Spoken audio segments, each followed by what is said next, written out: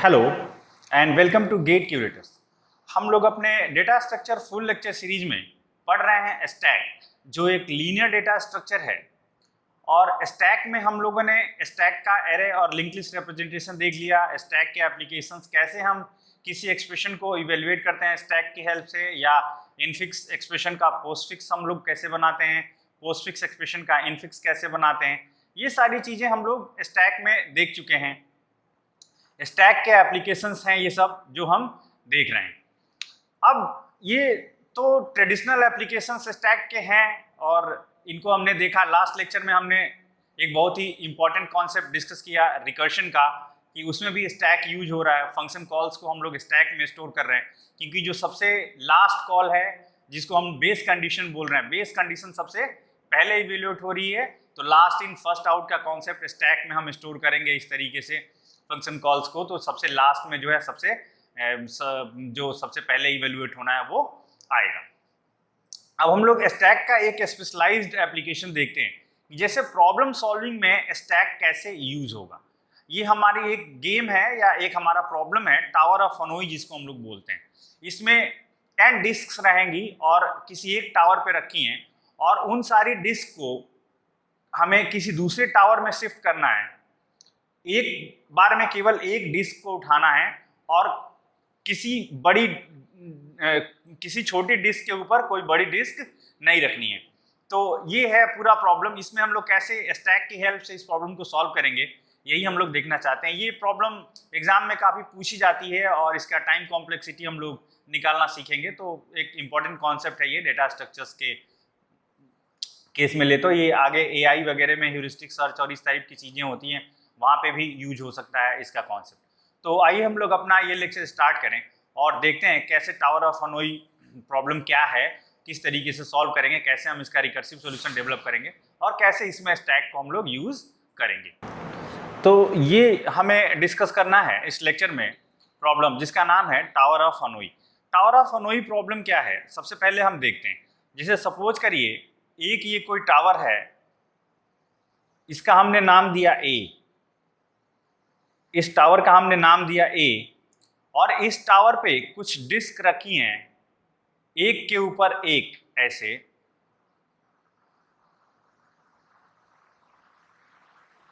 करते करते n disc, ये 1 2 3 4 इस तरीके से करते करते ये n डिस्क रखी हुई हैं। इन n डिस्क को हमें एक टावर दिया हुआ है C, इस टावर पे शिफ्ट करना है। यहां पे जो सारी डिस्क रखी हैं उनको हमें इस टावर पे शिफ्ट करना है। इसी तरीके से एक हम ऑक्सिलरी डिस्क यूज कर सकते हैं B। रूल क्या है, only one disk can be moved at once. एक बार में केवल एक डिस्क मूव करेगी। और दूसरा रूल है कि नो स्मॉलर डिस्क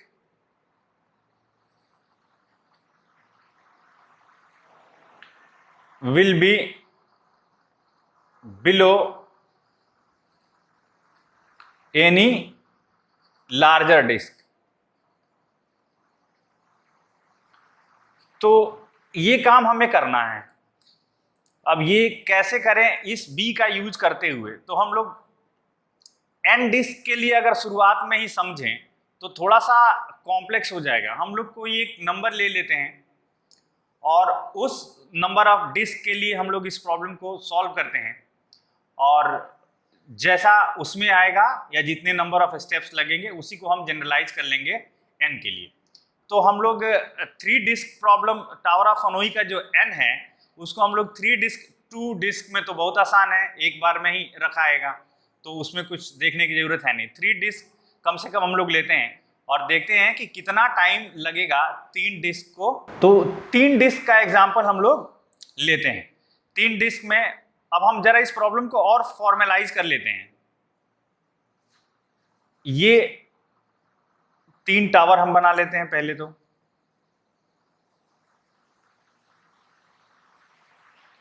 ये इनिशियल सिचुएशन है। इनिशियल में क्या होगा कि 3 डिस्क होंगी। सपोज करिए ये है डिस्क D1, इसके ऊपर इससे छोटी डिस्क एक, ये है डिस्क D2, और इसके ऊपर सबसे छोटी डिस्क एक D3। ये 3 डिस्क हैं, एक के ऊपर एक रखी हुई हैं। हमें इन तीनों डिस्क को इस फाइनल टावर पे रखना है। अच्छा, अब हम इन टावर्स का जरा नाम दे दें अच्छा सा। जैसे यहां से शुरुआत हो रहा है तो हम बिगनिंग, इस टावर का नाम दे दें BEG, और यहाँ पे एंड हो रहा है तो इस टावर का नाम हम दे दें एंड, और ये एज ऑक्सिलरी टावर यूज हो रहा है तो इस टावर का नाम हम रख देते हैं AUX। ठीक है, तो अब ये इनिशियल सिचुएशन है। अब हमको यही दोनों रूल जो हमने बताया कि एक बार में एक डिस्क को मूव करना है और पूरी ड्यूरेशन में कहीं भी किसी छोटी डिस्क के ऊपर कोई बड़ी डिस्क नहीं रखनी है, ये फॉलो करते हुए हमें। और फाइनल सिचुएशन क्या होनी चाहिए? फाइनल सिचुएशन हमारी होनी चाहिए कि ये बिगिनिंग है, ये खाली हो जाए, ये ऑक्सिलरी भी खाली हो जाए, और ये जो एंड है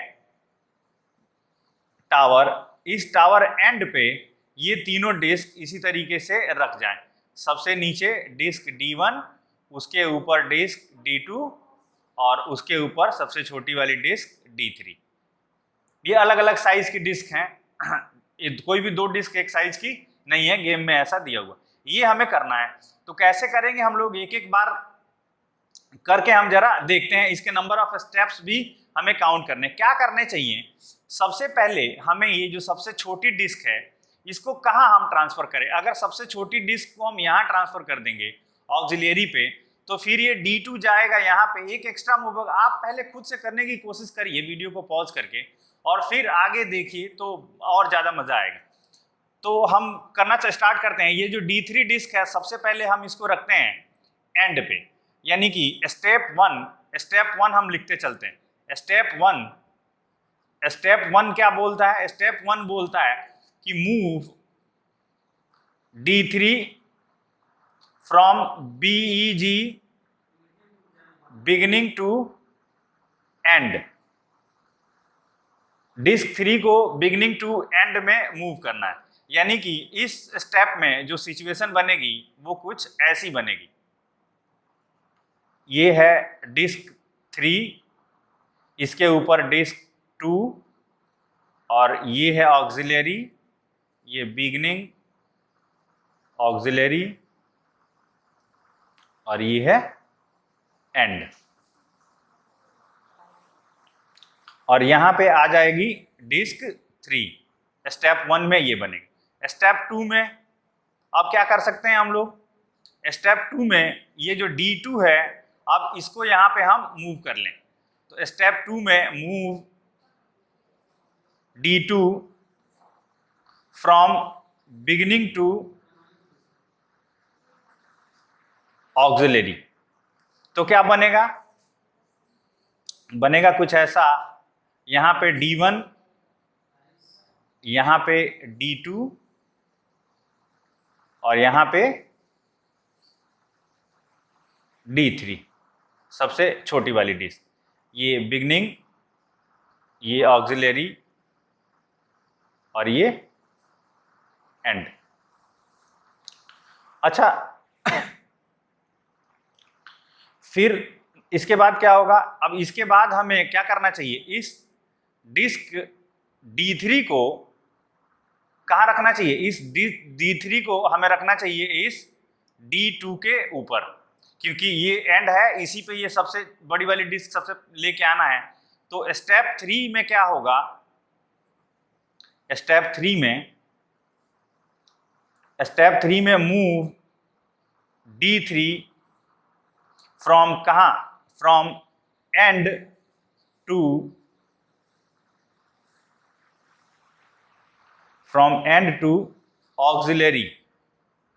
ऑक्सिलरी। तो क्या कुछ सिचुएशन बनेगी? सिचुएशन कुछ ऐसी बनेगी कि यहाँ पे तो ये D1 रहेगा ही रहेगा, और यहाँ पे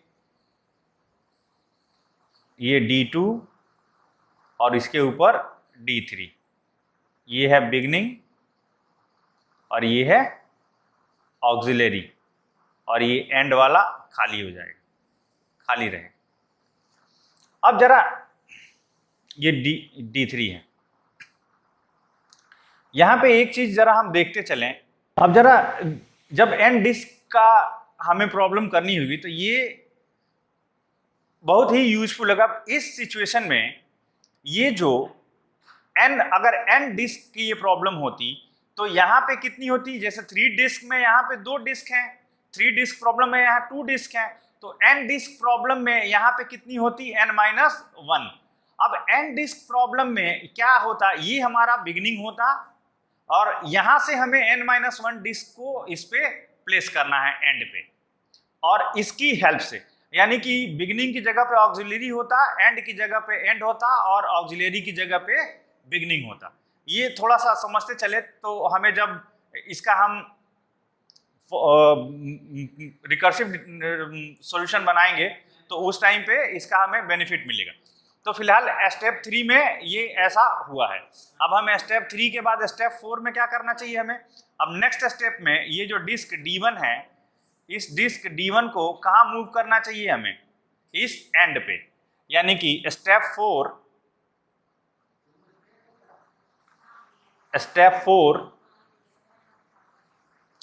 मूव D1 को कहां से कहां मूव करें, beginning to end, move D1 from beginning to end पे मूव करना है हमें।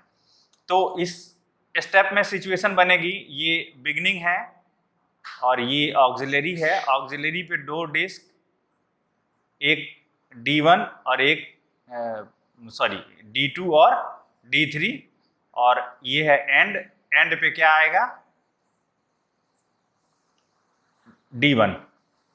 सबसे बड़ी वाली डिस्क कहाँ प्लेस हो गई, एंड पे। अब हमें क्या करना चाहिए, अब फिर अगर ये एंड डिस्क प्रॉब्लम होता तो अब क्या हमारा टारगेट है, अब हमारा टारगेट ये है कि इन n-1 डिस्क को हमें यहाँ पे प्लेस करना है, तब सबसे टॉप वाली हम यहाँ रख पाएंगे। तो क्या करें हम, अब सबसे नेक्स्ट स्टेप में हमें क्या करना चाहिए, स्टेप 5 में अब देखिए ये सबसे बड़ी डिस्क D1 यहाँ रख गई है, D1 के ऊपर हमें D2 रखना है, उसके ऊपर D3 जाएगा, तो अब D3 को हमें मूव कर लेना चाहिए यहाँ से, कहाँ पे, बिगिनिंग पे। तो move D3 from auxiliary to beginning, auxiliary से बिगिनिंग पे मूव कर लेना चाहिए। तो क्या सिचुएशन बनेगा, हमें यहाँ पे मिलेगा D3 और यहाँ पे मिलेगा D2 और यहाँ पे मिलेगा D1, इस तरीके से, ये बिगिनिंग, ये ऑक्सिलरी और ये एंड, ऐसे। अब इसके बाद स्टेप 6 में क्या होगा, स्टेप 6 में सबसे बड़ी डिस्क यहाँ पे रखी है, उसके ऊपर ये उससे छोटी डिस्क D2 जो है वहाँ पे हम प्लेस कर देंगे। तो क्या लिखेंगे हम लोग स्टेप 4 में, स्टेप 6 में क्या लिखेंगे, move D2 from auxiliary to end. तो यहाँ पे D3 तो सबसे छोटी वाली जो है जो वो रही जाएगी, ये ऑक्सिलरी खाली हो जाएगा, और यहाँ पे एंड वाले पे सबसे नीचे सबसे बड़ी डिस्क D1 और उसके ऊपर उससे छोटी डिस्क D2। अब स्टेप 7 में क्या होना चाहिए, ये D3 ये सबसे छोटी डिस्क है, ये हमें यहाँ पे मूव कर देना चाहिए बिगिनिंग टू कहाँ, एंड। तो स्टेप 7 हम लोग बना लेते हैं। Step 7 move D3 from beginning to end. तो क्या सिचुएशन बन जाएगी, ये बिगिनिंग खाली हो जाएगा, ये ऑक्सिलरी भी खाली रहेगा, और जो एंड टावर था, जो हमारा फाइनल टावर था, उस पर हम तीनों डिस्क रख दिए हैं। ये है D1, इसके ऊपर इससे छोटी डिस्क D2 और सबसे ऊपर सबसे छोटी डिस्क D3। इस तरीके से ये बिगनिंग, ये है ऑक्सिलरी और ये है एंड। तो इस तरीके से हमने ये 3 डिस्क प्रॉब्लम को सॉल्व कर लिया। 3 डिस्क प्रॉब्लम को सॉल्व करने में कितने स्टेप्स लगे, ये देखिए स्टेप 7। तो इस 7 को हम लोग कैसे लिख सकते हैं? 7 को हम लोग लिख सकते हैं 2 की power 3 number of disk minus 1। 2 की पावर 3 8 माइनस 1 इक्वल्स टू 7। तो इसी तरीके से अब आप सोचिए कि अगर एन डिस्क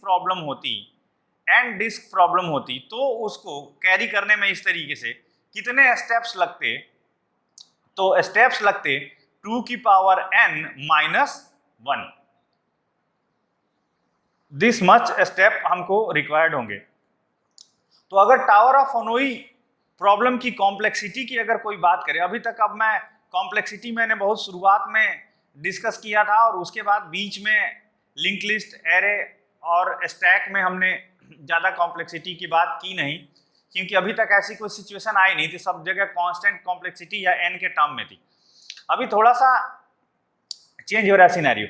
कभी अगर कोई आपसे पूछे कि एन डिस्क हैं टावर ऑफ हनोई प्रॉब्लम में और उसको मूव करने में एक टावर से दूसरे टावर में ऑक्सिलरी टावर की हेल्प से इसी कंडीशन को फॉलो करते हो, कितना टाइम लगेगा?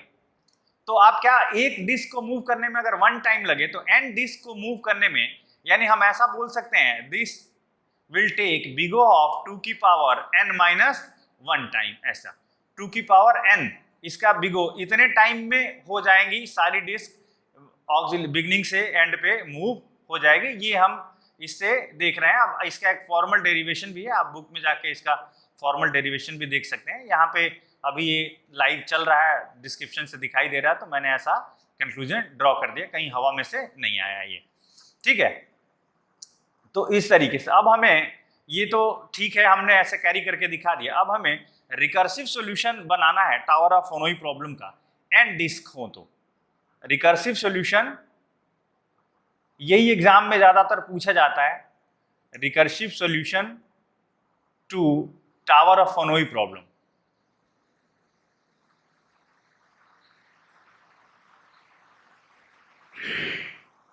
जब एन डिस्क दी हुई हो, एन डिस्क हो, तो टावर ऑफ हनोई प्रॉब्लम का रिकर्सिव सॉल्यूशन कैसे लिखेंगे? तो हम लोग बना लेते हैं फंक्शन। एक रिकर्शन होना है तो फंक्शन होना चाहिए, फंक्शन को ही बार बार हम लोग कॉल करेंगे तभी रिकर्शन होगा। तो हम लोग नाम रख देते हैं, इस फंक्शन का नाम रख लेते हैं टावर। फंक्शन का नाम रख दिया हमने टावर। टावर में कौन कौन सी चीजें दी रहेंगी? एक तो n नंबर ऑफ डिस्क हमें चाहिए, 3 टावर, बिगिनिंग, ऑक्सिलरी और एंड। सबसे पहले सारी डिस्क कहाँ पे रखी होंगी? बिगिनिंग पे, और फाइनल पोजीशन क्या होना चाहिए सबका? एंड पे होना चाहिए। ये है। तो अगर मान लीजिए सपोज करिए एक ही डिस्क है, अगर आपको ये दिया हुआ है इफ n इक्वल्स टू 1, अगर एक ही डिस्क है तब क्या हो? देन n इक्वल्स टू 1, तो जाहिर सी बात है आप बिगिनिंग से एंड पे रख देंगे, उसको ज्यादा आप सोच समझ नहीं करेंगे इसमें। Then move beginning to end, बिगिनिंग से एंड पे आप रख देंगे एंड रिटर्न कर जाएंगे, ठीक है। ये 2 का सपोज करिए A है, ये B है, तो एंड रिटर्न, ऐसा करके आप रिटर्न कर जाएंगे, ठीक है। नेक्स्ट, अदरवाइज अगर ऐसा ना हो तो क्या करेंगे हम लोग? देन क्या हो रहा था? टावर हम लोग सबसे पहले, अब आप याद करिए, चलिए सबसे पहले क्या हुआ था ये देखिए। हमने स्टार्ट किया था और n डिस्क जो यहाँ पे हैं, तो n-1 डिस्क कहाँ पे ट्रांसफर हुई थी? n-1 डिस्क ऑक्सिलरी पे ट्रांसफर हुई थी। तो बिगिनिंग से कहाँ n-1 डिस्क कहाँ ट्रांसफर होंगी? बिगिनिंग से ऑक्सिलरी पे, यानी एंड की तरह कौन आएगा? ऑक्सिलरी। यानी कि हमें क्या लिखना चाहिए यहाँ पे? टावर n-1 डिस्क को मूव करना है कहाँ? फ्रॉम बिगिनिंग टू ऑक्सिलरी, और यहां पे ऑक्सिलरी की तरह कौन काम करेगा, एंड। एंड की हेल्प से हमने ऐसे ही किया था, यहां पे देखिए ऑक्सिलरी पे ये डिस्क हमने n-1 डिस्क ऑक्सिलरी पे रखी हुई है, एंड की हेल्प से ही रखी है, एंड पे ले गए, फिर एंड से यहां ले आए, एंड की हेल्प से। तो एंड ऑक्सिलरी की तरह काम कर रहा है और ऑक्सिलरी जो है वो एंड की तरह काम कर रहा है। तो हम n-1 के लिए बिगनिंग, एंड और ऑक्सिलरी इस तरीके से कॉल कर लेंगे, ठीक है। इसके बाद मूव बिगनिंग टू एंड, हम लोग अब बिगनिंग को कहां पे लेके जाएंगे, मूव बिगनिंग टू एंड। हमने ऑक्सिलरी पे रख ली हैं सारी डिस्क। अब जो लास्ट डिस्क है स्टेप 4 में जो हुआ था मूव D1, यहाँ पे बिगिनिंग वाले को कहाँ पे हमने मूव कर दिया, एंड पे मूव कर दिया। तो हम यही चीज यहाँ पे लिख रहे हैं। फिर इसके बाद अब जो प्रॉब्लम है, अब क्या प्रॉब्लम है, अब प्रॉब्लम ये है कि हमें n-1 डिस्क हमारी कहाँ पे रखी हुई है, n-1 डिस्क हमारी अब कहाँ रखी है, एंड पे रखी है। n-1 डिस्क हमारी एंड पे रखी है और कहाँ उनको लेके जाना है हमें, ऑक्सिलरी पे, और इंटरमीडिएट किसको यूज करना है हमें, बिगिनिंग को। देख लीजिए, इसको समझ लीजिए। जब यहां पे स्टेप 4 में फर्स्ट D1 डिस्क यहां आ गई, D1 डिस्क के बाद अब हमारा जो बिगिनिंग है वो ऑक्सिलरी है और हमें इन सारे डिस्क को हमें ट्रांसफर करना है यहाँ, और ये अब होगा इंटरमीडिएट डिस्क की तरह यूज। तो हम ये टावर फंक्शन को बार बार कॉल कर रहे हैं, बिगिनिंग, एंड और ऑक्सिलरी का रोल चेंज करते हुए, और इस तरीके से हम इसको कैरी आउट कर लेंगे और इसको हम लिखेंगे एंड। तो कभी अगर आपको कहीं आ जाए कि रिकर्सिव सॉल्यूशन लिखने को टावर ऑफ फोनोई प्रॉब्लम का, तो मुझे पूरी उम्मीद है कि इसकी हेल्प से अब आप इसका रिकर्सिव सॉल्यूशन लिख लेंगे। अगर कहीं कॉम्प्लेक्सिटी की बात आ जाए तो आप इसकी कॉम्प्लेक्सिटी भी निकाल लेंगे और वहां पे इसको डिस्क्राइब कर देंगे कि 2 की पावर n-1 होता है इसका टावर ऑफ फोनोई प्रॉब्लम का कॉम्प्लेक्सिटी। तो अब जरा कॉम्प्लेक्सिटी की बात कर ही रहे हैं तो हम लोग कुछ और थोड़ी सी कॉम्प्लेक्सिटी की बात कर लें। अगर आपको लिंक्ड लिस्ट में n एलिमेंट्स हैं, n नोड्स हैं और आपको एक नोड इंसर्ट करनी है, तो ये हो सकता है कि वर्स्ट केस में जो नोड इंसर्ट हो वो सबसे लास्ट में जाके इंसर्ट हो, तो n ट्रैवर्सिंग आपको करनी पड़ेगी। तो एक नोड को अगर ट्रैवर्स करने का टाइम हम बोले 1, तो n नोड को ट्रैवर्स करने का टाइम हो गया बिग O ऑफ n, और इस तरीके से एक नोड इंसर्शन का वर्स्ट केस सिनेरियो में टाइम हो गया लिंक लिस्ट में बिग O ऑफ n, जो कि स्टैक में था बिग O ऑफ 1। इस तरीके से आपको याद होगा। एरे का हम देख ही चुके हैं कि एरे एक्स्ट्रा ओवरहेड देता है, एक वैल्यू इंसर्ट करने में उसकी पोजीशन ढूंढने में तो जो टाइम लगता ही है, बाकी एलिमेंट्स को शिफ्ट करने में अपना अलग से टाइम लगता है। तो इस तरीके से हम लोग टाइम कॉम्प्लेक्सिटी भी किसी एल्गोरिथम की फाइंड आउट कर सकते हैं या देख सकते हैं। तो अब स्टैक हम यहाँ पे एंड करते हैं और आगे हम लोग अगला टॉपिक स्टार्ट करेंगे। स्टैक में एक एकरमन फंक्शन भी है, आप एकरमन फंक्शन को भी देख लें, देखना है तो वो ऐसे ही है, हो जाएगा। तो फिबोनाची सीरीज भी स्टैक का इवन रिकर्सन का ही एग्जांपल है। तो फिबोनाची सीरीज, एकरमन फंक्शन और फैक्टोरियल और ये टावर ऑफ फोनोई, ये 4 हो गए आपके जो रिकर्सन और स्टैक का जिनमें यूज हो रहा है। इसमें रिकर्सन का यूज हो रहा है, कहाँ यूज हो रहा है, ये टावर जो हमने फंक्शन बनाया है, ये इसी के अंदर ये टावर फंक्शन बार बार कॉल अपने आप को कर रहा है, बेस की तरफ जा रहा है, n से हमें 1 तक जाना है और ये n से n-1 होगा, फिर n-2 होगा, इस तरीके से ये चल रहा है। तो इस लेक्चर में हम लोग इतना ही रखते हैं। अब नेक्स्ट लेक्चर में एक और इंटरेस्टिंग कॉन्सेप्ट है इसमें लीनियर डेटा स्ट्रक्चर में, जिसको हम लोग क्यू बोलते हैं। उस क्यू को हम लोग नेक्स्ट लेक्चर में देखेंगे कि क्यू डेटा स्ट्रक्चर क्या होता है, किस तरीके से वर्क करता है। तो इस लेक्चर में हम लोग इतना ही रखते हैं। अभी तक अगर आपने चैनल को सब्सक्राइब नहीं किया है तो सब्सक्राइब कर लीजिए, लाइक करिए, शेयर करिए, कमेंट करिए। तब तक के लिए बाय।